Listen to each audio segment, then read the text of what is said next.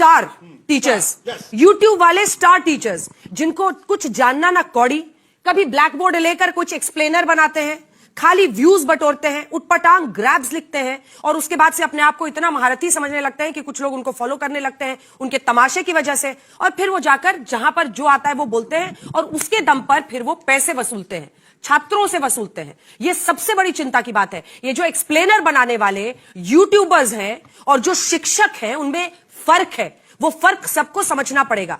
ये जो आकर पैसों के लिए अपना धंधा बना रहे हैं एजुकेशन को, वो एक तरफ है, और इसी वजह से स्कूल्स, कॉलेजेस, यूनिवर्सिटीज में पढ़ाई नहीं होती है। बच्चों से कह दिया जाता है कि भैया तुम कोचिंग सेंटर को ज्वाइन कर लो तभी तुम क्रैक कर पाओगे।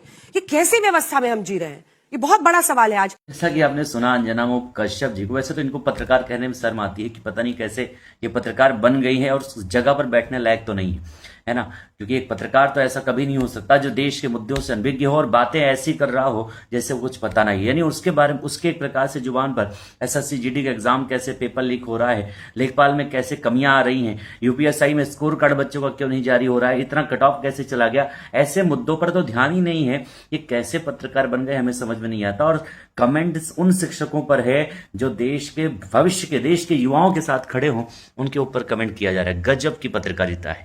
मतलब एक पत्रकार के रूप में, कलंक के रूप में अगर इनको कहा जाए तो शायद ये कम ही होगा, क्योंकि ऐसे लोग पत्रकार बन गए हैं जिन्हें देश के मुद्दों से कोई फर्क नहीं पड़ता। मैडम, घमंड तो घनानंद का नहीं चला था और समूल सर्वनाश हो गया था सिर्फ एक शिक्षक से टक्कर लेने के चक्कर में जिसका नाम था चाणक्य। तो सावधान रहिए।